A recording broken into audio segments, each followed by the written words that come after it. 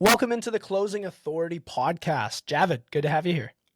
Good to be here. I think we're doing something a little different today, right? I think so. Yeah, a little bit different. A little takeover. This time the you're inviting a separate host onto the podcast, not a guest. This is true. I'm going to be the guest today. How are you feeling? You nervous to be a guest man or what? I'm feeling pretty good, man. I'm feeling Okay. pretty excited. All right. Well, we know each other quite well, honestly. So I think it'll be fun. I think it'll be fun.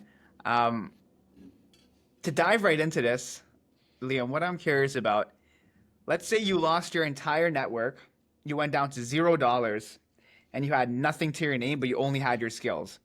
How would you get back to 10K a month as fast as possible? Oh, that's easy. That's easy. Honestly, the first thing I do, man, is I jump onto social media and I'd start looking for influencers that I could tell were selling a product, right? Selling some type of coaching services. And I just DM 100 of them until one of them gave me a job as a closer. Like instantly, that's what I do. And I do that for a week, sending 100 messages a day, 700 messages in that first week. And there's no chance I don't have a role. And then when I would get onto that first role, it's just about producing, right? Jumping in, becoming a closer, talking to clients, being able to close those deals for those business owners. And I feel like I'd be at 10K a month within 30 to 60 days, like without a doubt. In that scenario, would you prioritize any type of specific offer, specific price point, or would you just want to get an offer as fast as possible and just start crushing sales? It's a great question. I feel like overall, I'd want an offer because I know my set of skills. I'd be looking for something more high ticket, right? I wouldn't be wasting my time with low ticket things that is going to be super high volume.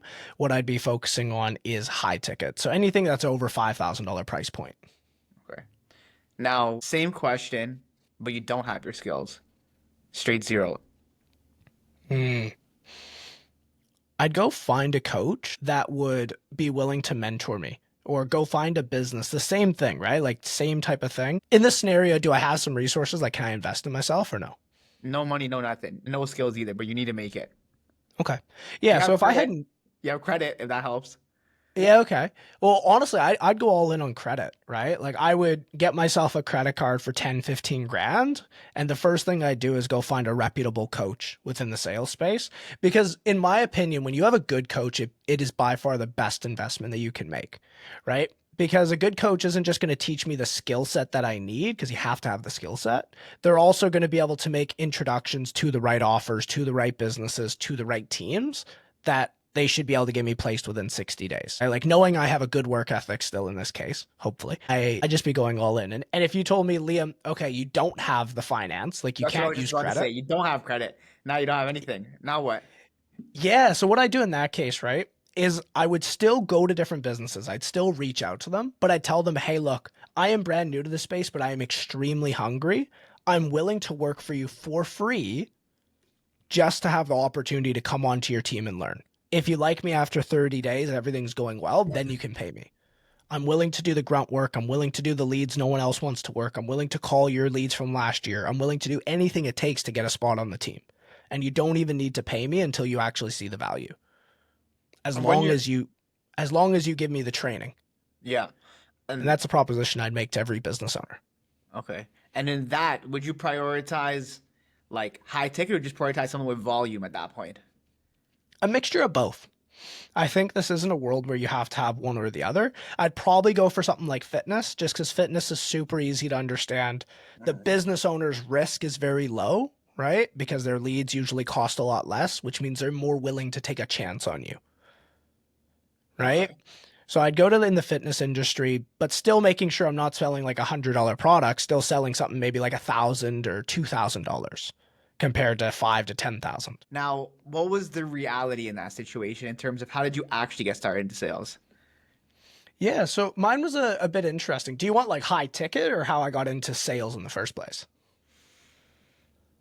High ticket, like specifically the transition into high ticket, prior to high ticket, then getting into high ticket. Yeah, so mine's a bit unique, right? Like I was in a place where I actually had been in sales the last 4 or 5 years before I got into high ticket sales. Okay. And when I was doing that, I was doing door to door fundraising. door to door for charities, which is crazy, right? Probably one of the hardest forms of sales that is known in our world. And I had a pretty good work ethic. I had a pretty good set of skills, so I thought. And I was like, okay, this selling thing, this needs to be able to make a transition. I want the freedoms, I want the flexibility. I just felt stuck. Do you know what I mean? And I wanted to stop feeling stuck. So what I ended up doing was I just started researching different different coaches, different people that I knew were in the game of high ticket remote sales. And I started looking around, seeing what each of them offered. And I came across Cole Gordon. And I really, really liked the fact that they didn't just give me training, but they actually helped me get a job. Right? That was the biggest selling factor for me. So what I ended up doing was I jumped onto a call with them, man. I bought their program for 10,000. Okay. And I went all in. So I was still running my company. I was still doing door to door. I was actually on a road trip when I bought it. Right. So that means like I'm away from home traveling for a week of like full on work. You're working like 12, 14-hour days. And I bought the program while I was away. And I remember that first night, man, I was up till like 4 or 5 a.m. And I start the next day at like 12. I was up all night just going through the program because I was like, if I'm going to make this transition, I'm going to go as fast and as hard as I possibly can.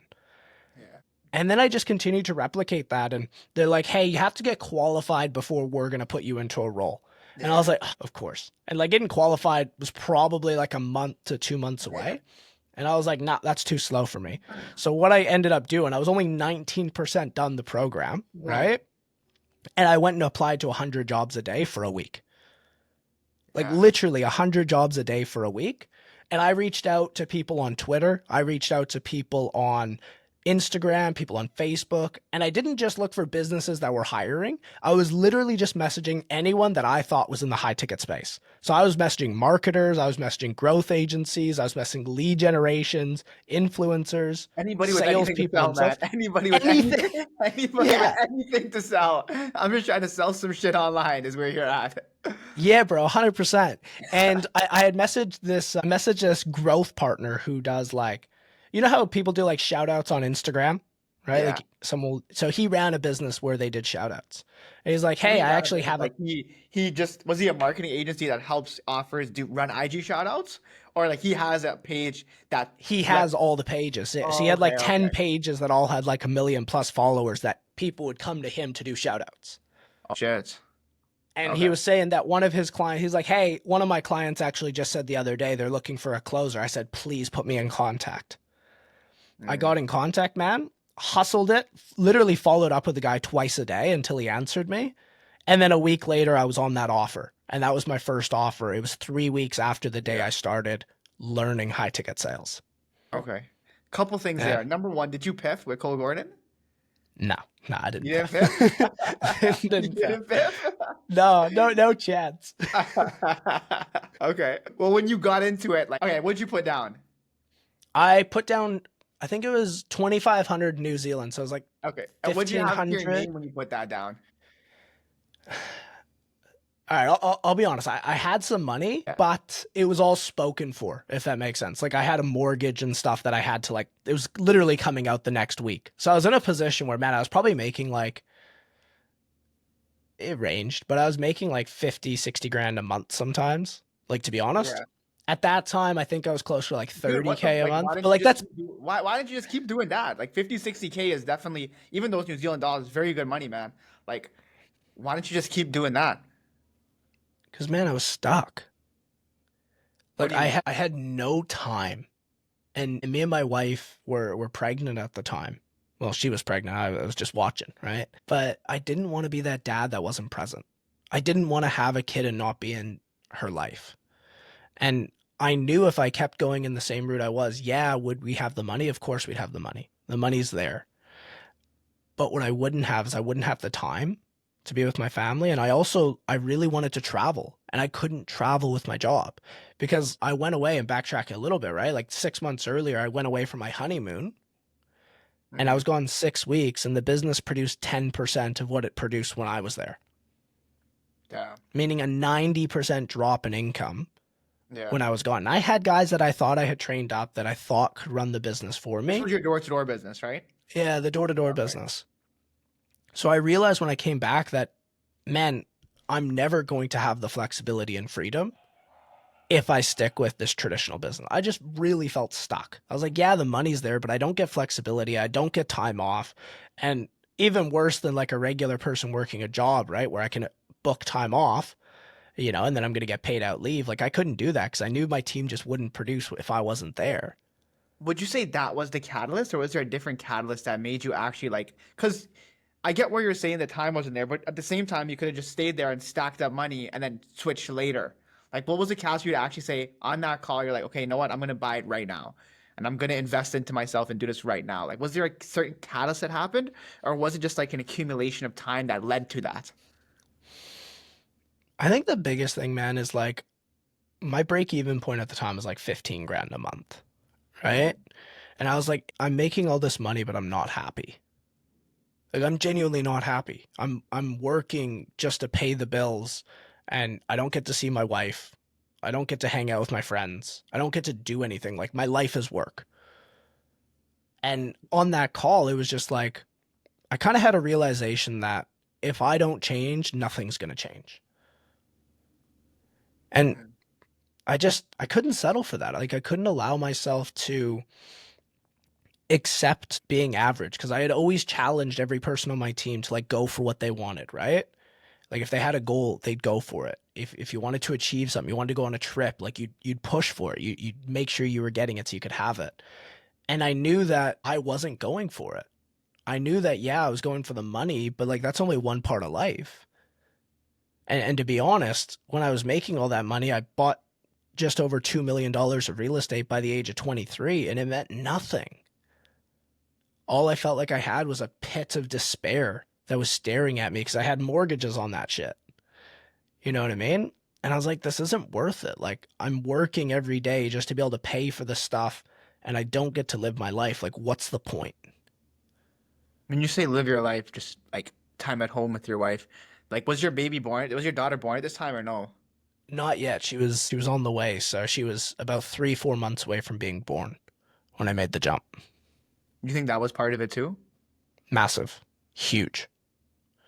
I Wow. didn't want to be the dad that wasn't there. I Yeah. didn't want to in my line, it's like if I'm gonna have kids, I want to be there. I want to be able to guide them. I want to be able to see their first steps. I want to be able to hear them say their first word. And I knew for a fact I wouldn't be if I kept doing it.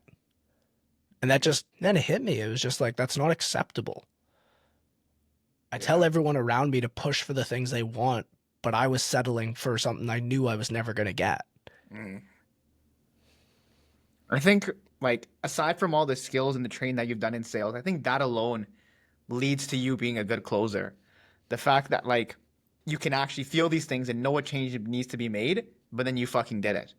Because there's people in life who all like I think there's 99% of people feel this stuff like they want change out there, they don't do it, right? So I think the fact that you're somebody who does it and did it and make a decision leads to the fact of why you had success in sales. Obviously, the scripts and the training are huge, but I think that is like just a core being is, my personal opinion is speaks to a lot of success you've had in sales. Well, man, it talk about indecision, right? And it being a muscle, right? Hmm. That we train either way. So when we don't make decisions, we're training that muscle to delay making decisions and delay making change.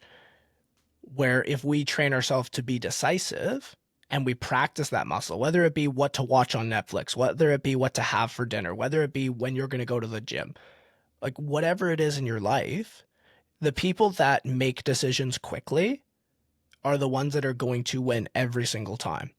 Because and it's a favorite quote of mine. It's by Theodore Roosevelt. He said, the best decision you can make is the right one. The second best is the wrong one. The worst thing to do is to never make one at all. That's huge. And What do I you think? live by it. What do you think was the either the riskiest or the craziest decision you ever made? It's a great one. Man, I I think when it got to the point, like my first month in high ticket, I'll be honest, I smashed it out of the park. I made like Mhm. 26 and a half grand first month, right? In today's conversion, it would have been like well in the 30Ks if you convert it from like what it is then. And I did that, and then I had a couple good months as well. and I was still making my business with door to door. Like I ran them simultaneously for Yeah. like 3 months. You did I'd together? say I didn't that, know that. But yeah, bro. I did. yeah, but dude, I guess like what I am curious about is like aside outside of sales or in sales, even just in your personal life, right? Like that, what you just said about decisions, right?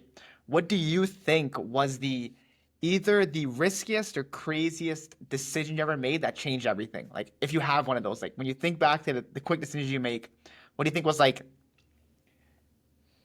the most impactful one that's like essentially set up the trajectory for like where you are now with your wife, with your kid, where you're living? Like, where do you think it was just something that set all that Yeah, up? yeah. You know what it was, man? Was so I came to New Zealand at 19. Right when I was 19, I moved across the world, and it was supposed to be a trip with my brother, and it was supposed to be like a 3 week backpacking trip. And a couple months before we left, he said, "Hey, Liam, I'm getting married. I have to use this money to get, a wedding and a wedding ring. So I'm not coming with you." And I decided in that moment, I was like, okay, I'm going to go for 6 months instead. I don't know why, but that How popped long in my was it head. I was initially like, supposed to be? Sorry, you said 6 weeks. 3 weeks. 3 weeks. So you 3 weeks. said, fuck it, 6 months. Yeah. And I was like, I'll just go on like a holiday. And at the time, Your I was holiday, waiting to, bro. That's a trek. 6 months. yeah. That's like a spiritual journey, bro. That's not a Well, holiday. the, That's the, like the, six the months way is it crazy. happened, man, the way it happened is I had applied to join the military, right? So I was actually waiting on my paperwork to join the army, and they said, "Hey, just so you know, it's going to take about 6 months to get approved. If you want to go travel, now's your best time to go That makes travel." 6 months makes sense. So I was like, okay. Like in that second, I was like, okay, yeah, sweet. My brother just canned me. I guess I'm just gonna go. And I don't know why I chose New Zealand. Like to be honest, I didn't even think about it. I was just like, well, I thought I was already going there. I may as well just go there a little longer, and we'll do a little bit of work while away and just explore. Mhm. That kind of led me to the catalyst to coming to New Zealand. But then the second one, man, is I had I had done cadets my entire life. 7 years before this, I was in cadets all the time, full time. It like the military was Would my dream. would people outside of Canada know what the cadet like army cadets are? So I think of it like the easiest way to describe cadets for anyone that isn't in Canada is think of it like junior military, right? So it's basically the That's how I army, but describe for it too. younger. Yeah. Yeah. And I loved it. I absolutely loved it. It was a huge part of my life. And I think it really developed me to be the leader that I am today.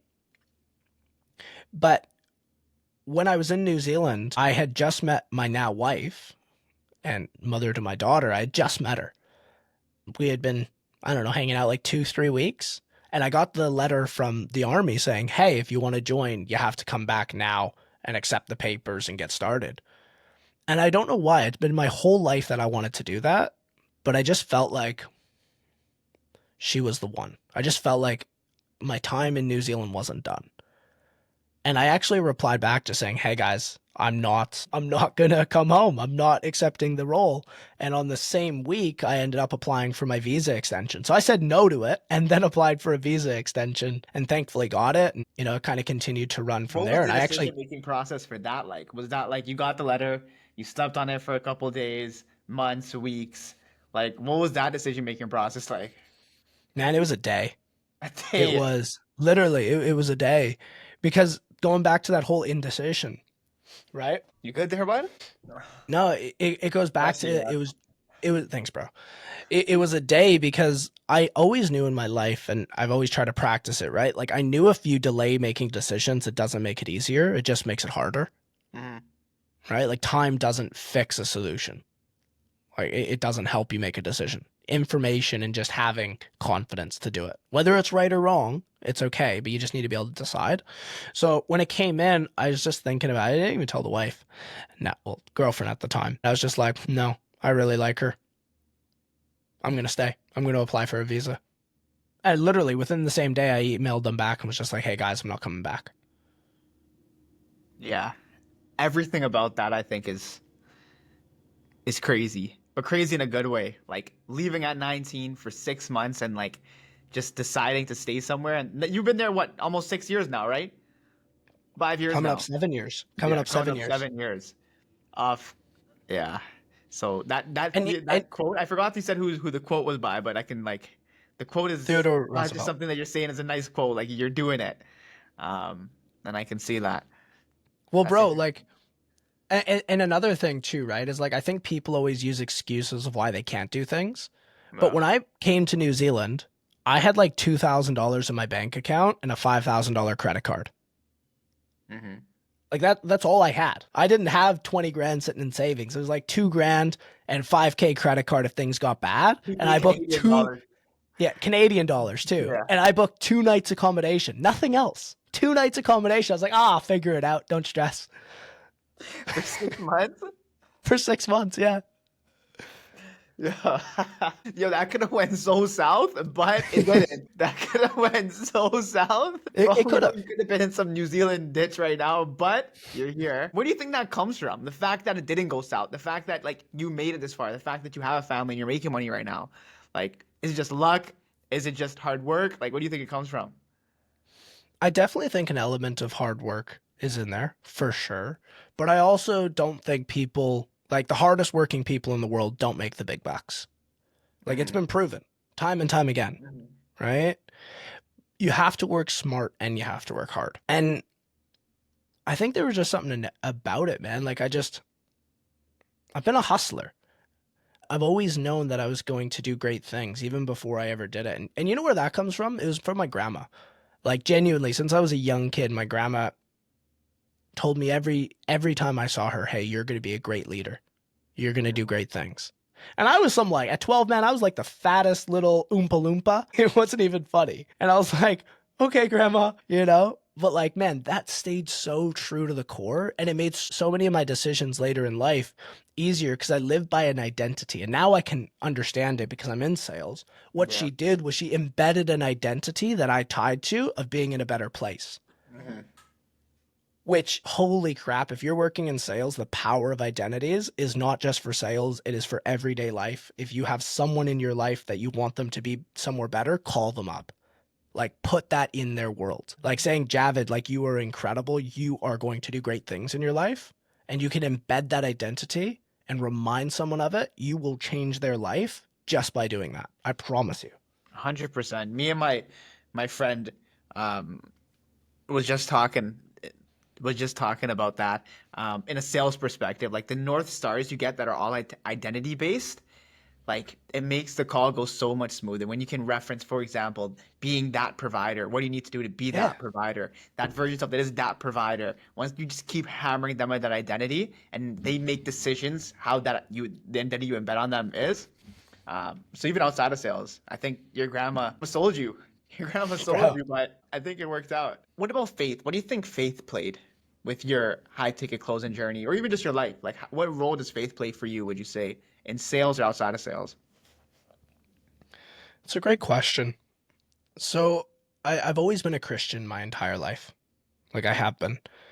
But there was a long period of time, man, where from I'd say about 16 to 25, okay, where I would die for God, but I wouldn't live for him. What does that Meaning, mean? like, you asked me to, like, hey, Liam, deny Christ, are you dead? Kill me. Okay? That was fine. But I wouldn't do the small stuff. Like, I wasn't a good person. Sure, there were some of those good person attributes in there, right?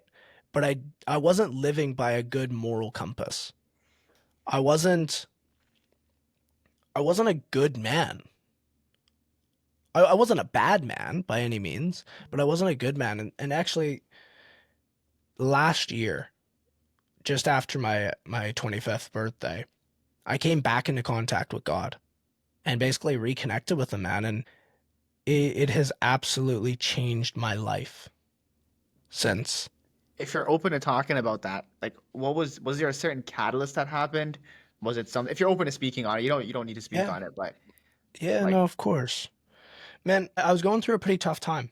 You know, sales has its highs, has its lows. And I would have been about like a year and a half into high ticket sales. And it was going through a time where I had jumped from a different offer to different offer to different offer. And this was right around the time you and I were actually on the same offer, funny enough. And man, I was just feeling defeated. I was just like, is this what I'm supposed to be doing? Do I need to go back to door to door?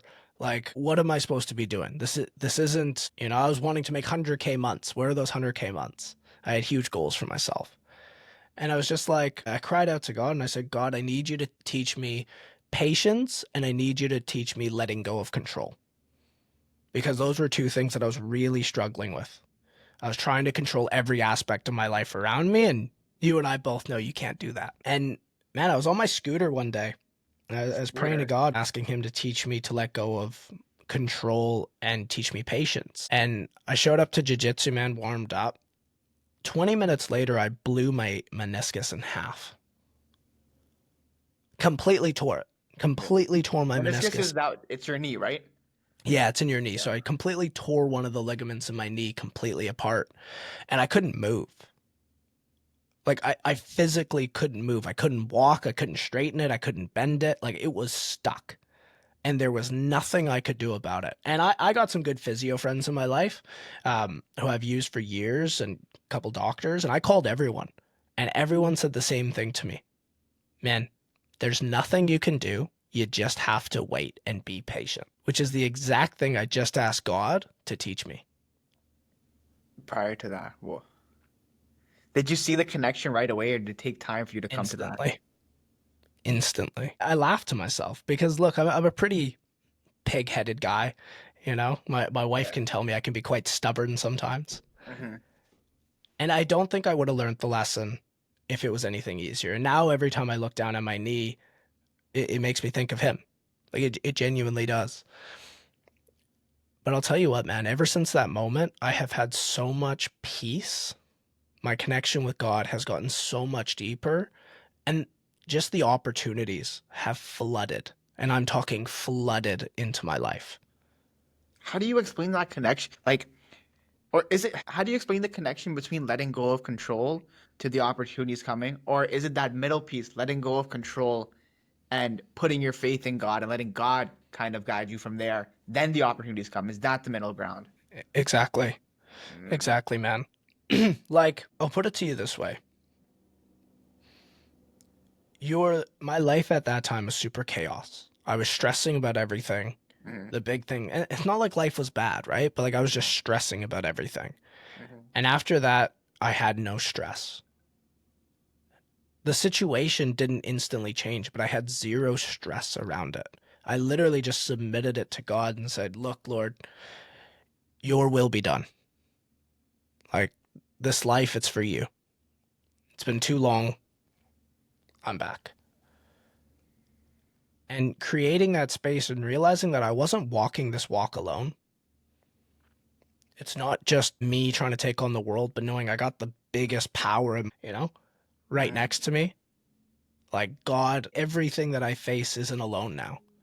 It's That's God facing it with me. And that, man, if you're not having a relationship with God, and this is to any of the viewers, if you're not having a relationship with God, I'd heavily suggest you explore it. Not only will you prosper in life, but inside, the stuff that actually matters, the way you feel, it will change drastically.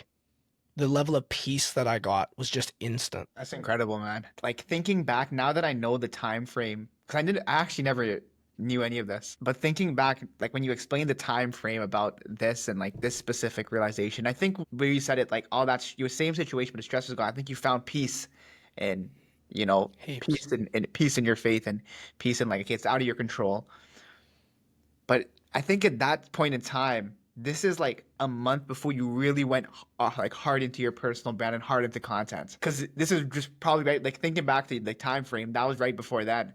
And now I understand this piece of the puzzle because I remember we were talking like after we stopped closing together. You know, you were kind of exploring different things. You were in Bali. I was still closing. And then all of a sudden we spoke one day and you're like, yo, I got this guest on my podcast. Yo, this happened. Yo, I spoke to this person. Oh, I got this opportunity. And just like I started getting calls and just so many things coming at me.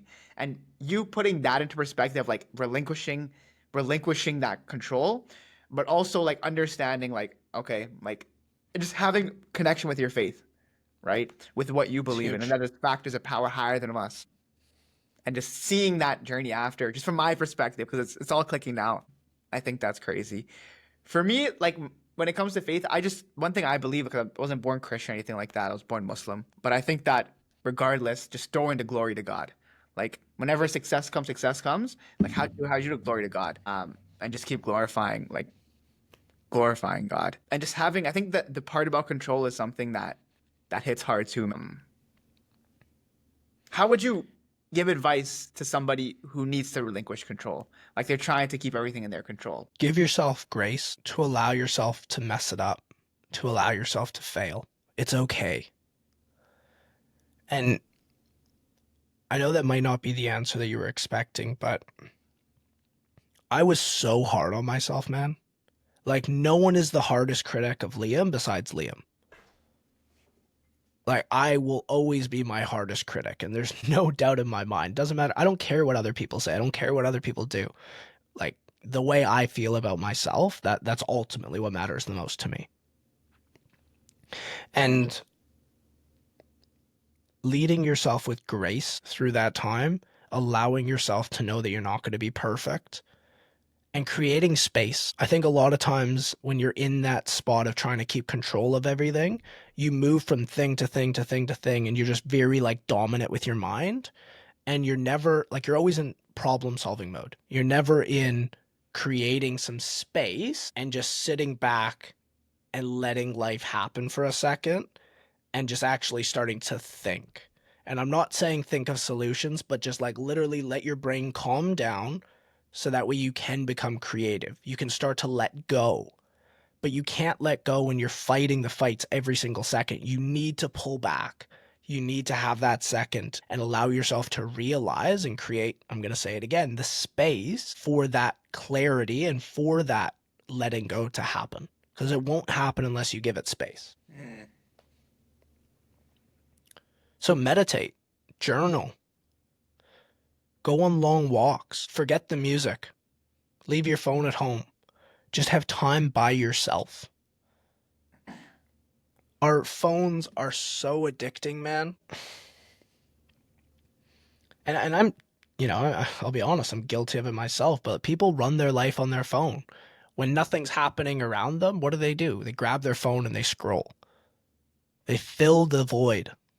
They literally take away any space from your brain thinking. So if you're struggling with it, what I'd suggest is just creating that space, putting your phone down, having quiet time by yourself. And the peace and clarity that will come through that is so impactful. I can't describe it. I think to sum that up, it's just cultivating stillness. Yeah. Cultivating stillness, because the way I internalize that is we all have so much mental bandwidth, right?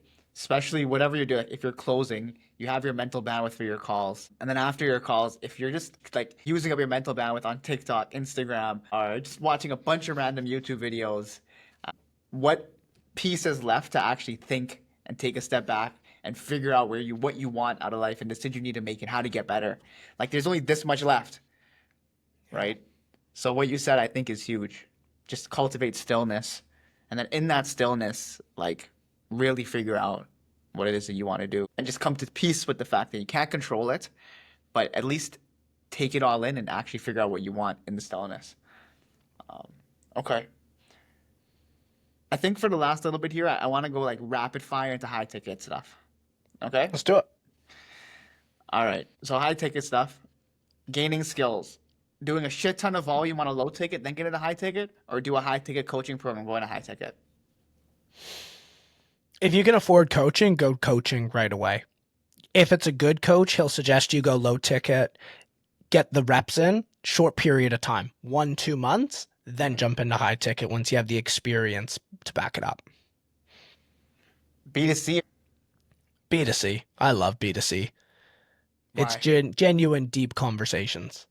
Selling on pain or selling, I think you call it clarity selling, right? That's the way you sell. But selling on pain or selling on that? On clarity selling.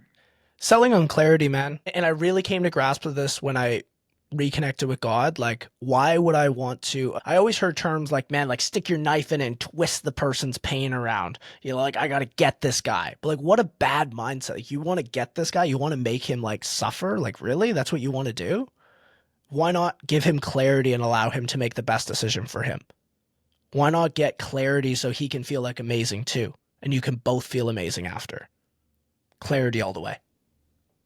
Script or no script? Script if you're at the beginning stages, no script if you understand why you're asking the questions and the answers that you want to get. In objectional handling, handle fear or handle logistics first? Logistics. No point wrapping someone around your finger 100 times if they just needed a payment plan. Handling objections with challenging a bunch or giving confidence? Completely depends on the prospect, but I like to pull away. I like to challenge, and then I like to step back and take it away and make them sell themselves. Who had the biggest influence on the way that you currently sell? Matt Ryder. Same.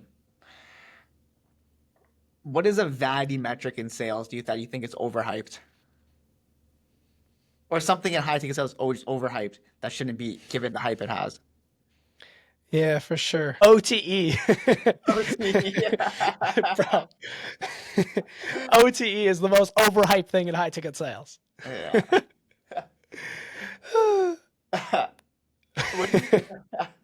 What do you think about people that say like the bar has become extremely low in high ticket sales? What do you think about Agree. There's everybody and their cousin is getting into sales, which is great because if you know anything, you will outperform 99% of the competition. that? Yeah. Especially when it comes to hiring. I feel like even just like the people that were replying actually send their Loom videos, actually doing that, don't realize how people are not doing that. So I feel like even just doing that, like following the recruitment process and doing what's asked is like now considered like above average. Just following steps in recruitment is now considered above average is how bad it's gotten, I feel like. Common sense isn't as common these days, brother. Yeah. And like if you could literally just have common sense, you don't need to be a gun. You don't need to have all these skills. You literally, if you have common sense and you can have a conversation, I'm telling you, you will outperform 50 to 60% of the reps in the market right now. Mhm. Just What's those the- two things. Yeah. What is the biggest lever a salesperson can pull if they're not happy with how much you're making? I know there's a lot you can say, but if you had to dial it down to just one biggest lever they can pull, they're currently selling something, but they're not making the money they want to make. Like what lever would you say they have to pull? Hire a coach. You don't know what you don't know. You can't see your own flaws. Hire a coach. Because from Every there, single time. You can know, okay, is it a skill issue? Is it an offer issue? Is it the fact that you're closing, but you're just lazy and have a shit show up rate? Is it whatever it is, right? So that Exactly. lever is going to pull all your other levers and what needs to be pulled. 100%. And also, like, I think an issue that a lot of people make, right, is when they're in the pits, they try to change everything all at once, when that's very rarely the thing that needs to happen. The biggest lever? Yeah. What is the biggest lever a salesperson who's not happy with what they're making can pull? Changing your state of being to a place of high frequency. Changing your state of being to a place of high frequency. Look up the map of consciousness. Come from a place of courage when you're talking to people. Stop being fearful. Stop being angry. Stop being prideful. These prospects owe you nothing, and internalize that and realize you're there to help them and come from a place of help. You will make more money just by that alone. Change your state. Does that go hand in hand with detachment from calls, or is that a different thing? It does go hand in hand with detachment of calls, but it's slightly different. It's the energy that you have in your absolute life, right? What I find is a lot of reps, when they're not doing the greatest, when they're not making the money they want to make, their whole life sucks. They feel bad about themselves. They talk, they literally give themselves so much sympathy, right? But it's like, bro, all you need to do is change your state. You need to snap out of it. Like you just absolutely, like if you can snap out of that spot, it changes everything. I don't know how to describe it, but it absolutely changes everything. Your state, people feel it. You ever heard someone say like, oh, bro, I like that person's vibe? 100%. That works the other way. If someone doesn't, when people aren't buying, it's usually because of your vibe. Yeah.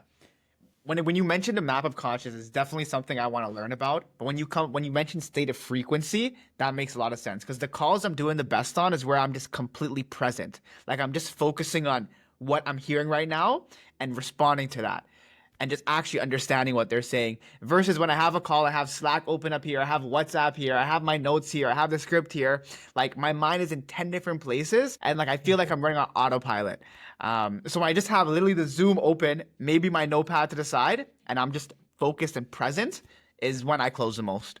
Um, so I think what you said is that I just don't understand that whole map of consciousness. I've looked at it, but it's something I definitely want to understand more because I know there's like up here there's like logic, then it goes down more and more and more and more. All it's like the basic one, which is like hunger and whatnot, right?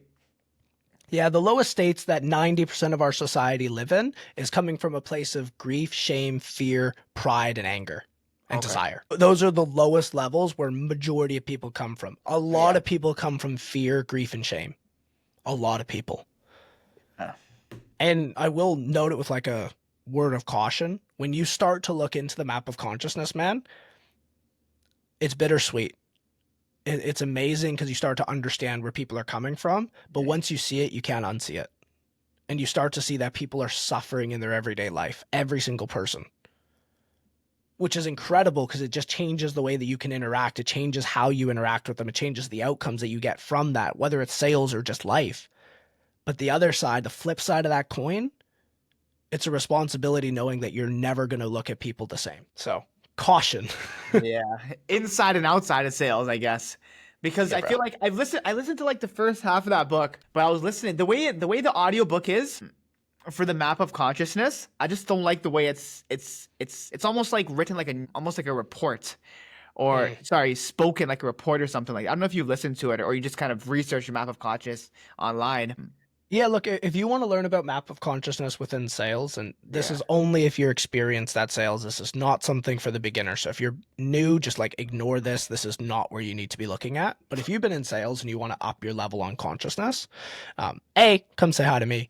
But B, go to Brian Ostermiller. I'll tag his link in the description here. He goes through it incredibly well. Probably one of the best low ticket communities that experienced salespeople can be a part of. $77 a month, incredible investment. Like it's incredible. He explains map of consciousness tied into sales incredibly well. It's interesting because I think you ever have those calls where you come off the call and it's like an hour and a half, your objection handling, you're just fucking drained. Like your Mm-hmm. energy shot, you're drained. Yeah. I feel like with my current understanding of the map of consciousness, it helps against that. Because when I'm on my call, just focused on helping and actually understanding the person, I'm just talking and having a normal conversation. So if I do have a long call, I come off energized. But when I'm like on a call where it's like I'm dealing with a bunch of objections and like the discovery is messy because like they're just not saying the right things, so I have to keep reframing them a bunch of times to actually get them to realize they need to take action or that nothing's gonna change. Mm-hmm. Those calls, and even if I do like when I get those close in those calls, I'm still shot of energy, man, because like the conversation is just so I don't have the word to use, but the conversation is just so I think like I don't know what the word I'm trying to use is, but it's leading like I know in my head and the whole time it is close. It's just close, right? Even though I can close them, it's just like that whole conversation of like not getting the answers I want, having to reframe them, having to ask things multiple times, having to objection handling a bunch kills my energy. Versus like when I have the idea of just being present, listening to understand, and just actually trying to help the person make the best decision possible even if it does turn into a long call where I do have to do my objection handling, I'm not drained of energy. Does that make sense to you? Yeah. So first off, caution. This is getting very deep. Okay. Yeah. So I won't go too much into it, but to kind of give Right. you the headline around it is the reason that those conversations are so hard and so draining is because you're not understanding where they're coming from and you're trying to get them to perform where you're coming from. The sales that feel the easiest, or even just the conversations that go the best, is because you guys are coming from the same frequency of either where you are now or where you used to be, so you understand them incredibly well.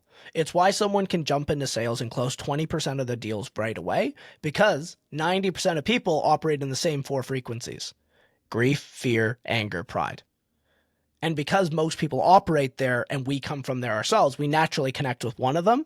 And it's why those conversations feel so easy when other conversations feel so draining because they're in a different state. And you're trying to ask questions about these big, hairy, audacious goals, and they're coming from a place of fear and it's not landing at all. Or the opposite, you're talking to them about the fear and they're living in la la land with the big, audacious goals, and it just isn't making sense and it's not coming across to each other. It's not correlating well. So that's the reason that happens. But if you can start to understand, and that's why I love the map of consciousness, it's a That key was part of wicked. what I do. That was wicked. What you just dropped there was wicked. That made a lot of sense, man. That actually landed very well.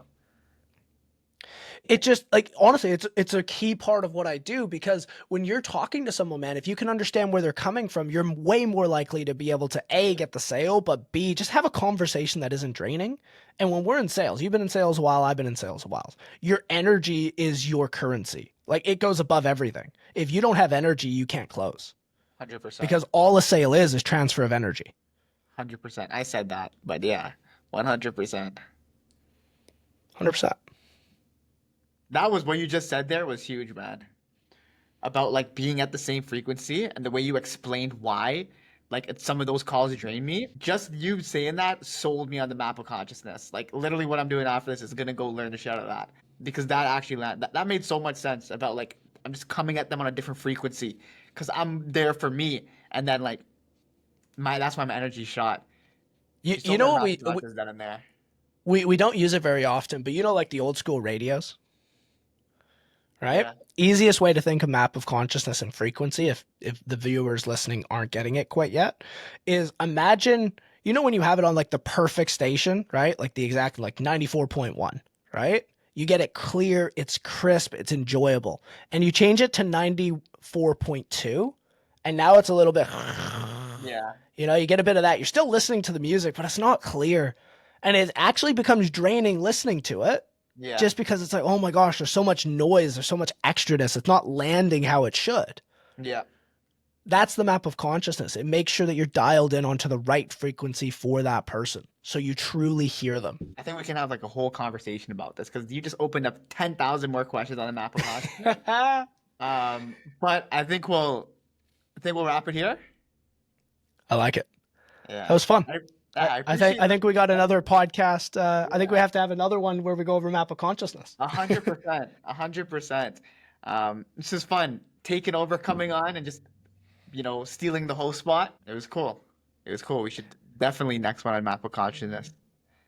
Well, I really appreciate you coming on, Javid. This was great to be able to share my side of things as well. And guys, if you like this episode, please just like, comment, subscribe. Let us know what your favorite takeaway was. And join the community. Get amongst it. If you're in sales or wanting to get into sales, there's no better place for you to be. Cool. Awesome, guys. Thank you.